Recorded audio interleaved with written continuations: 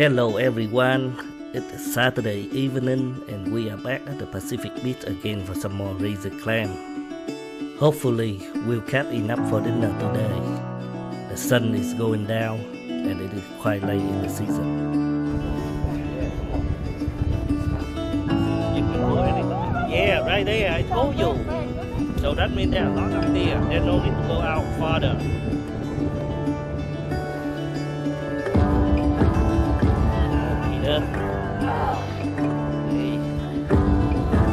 Pull up the razor clam. All right, good job, Peter. I did the second one. Oh. Hả? Có mà. Ở bên trái nè.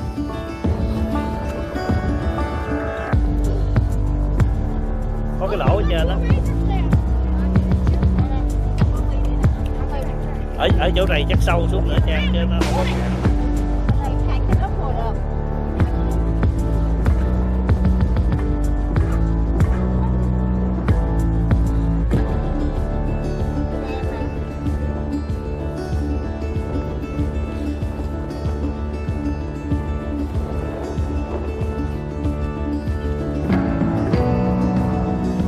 Không, cái này nó sâu mà.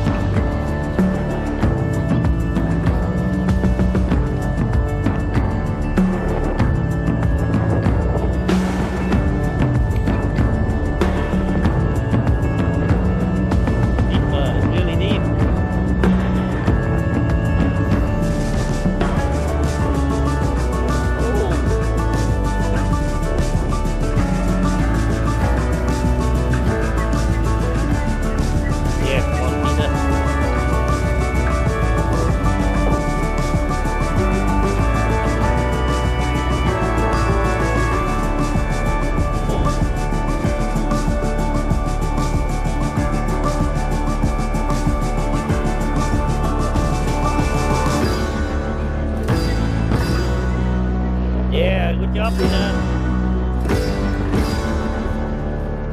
Okay. So looks like you need to improve his performance. Ok, nãy giờ chỉ có Peter nó đào trúng là không, cái lỗ nó tròn tròn nó hụt xuống đó. Đây nè, Danh, Hiền, mày thấy không? Đó, đó.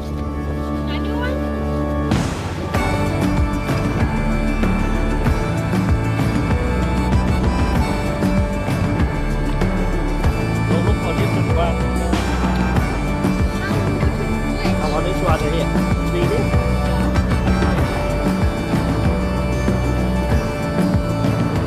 Okay. Let's see.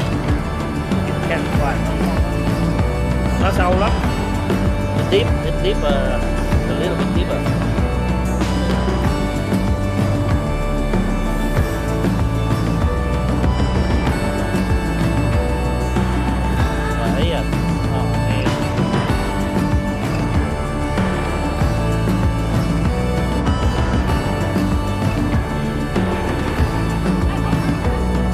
Oh no, crack.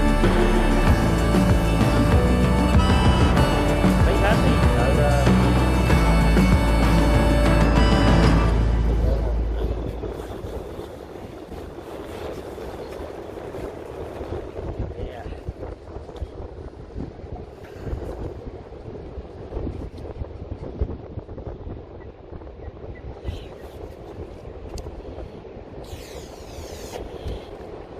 Yay, you got it.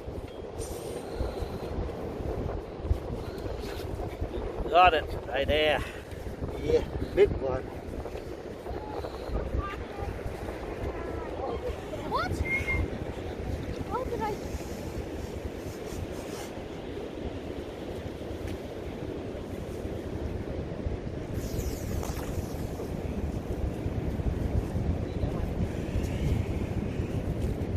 still Ồ, ai khác nó rồi. nobody getting anything. Really difficult to dig the razor clam at night.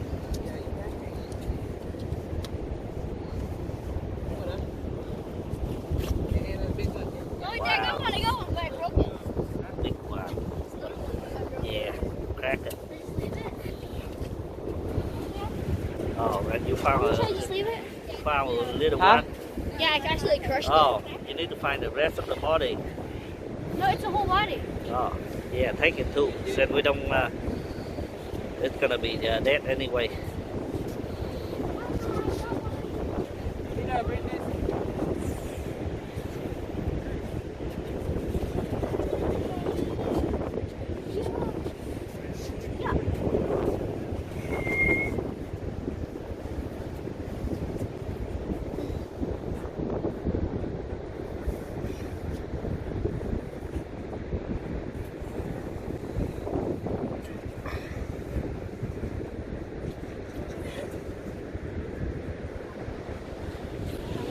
Alright.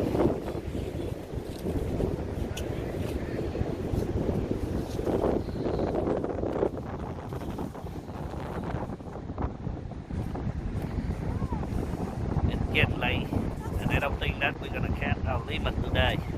Because we need to get back to Seattle and cook this razor clam. The way it's coming. The tide is going up now.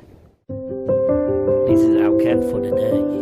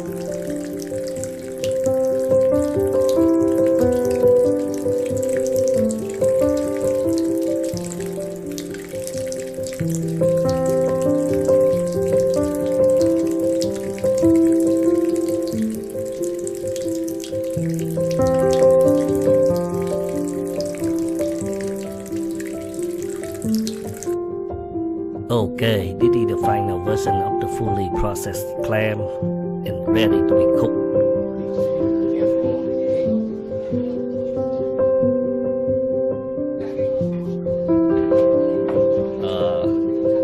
Okay,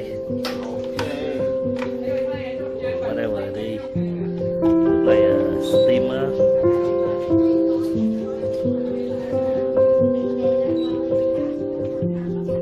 Quay chảo mà. That smells super good. Yeah, that smells so good.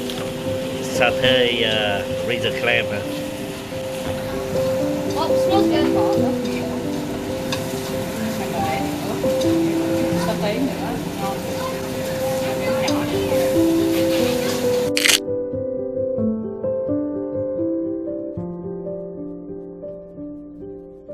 Alright, thank you for watching everyone and see you in the next video.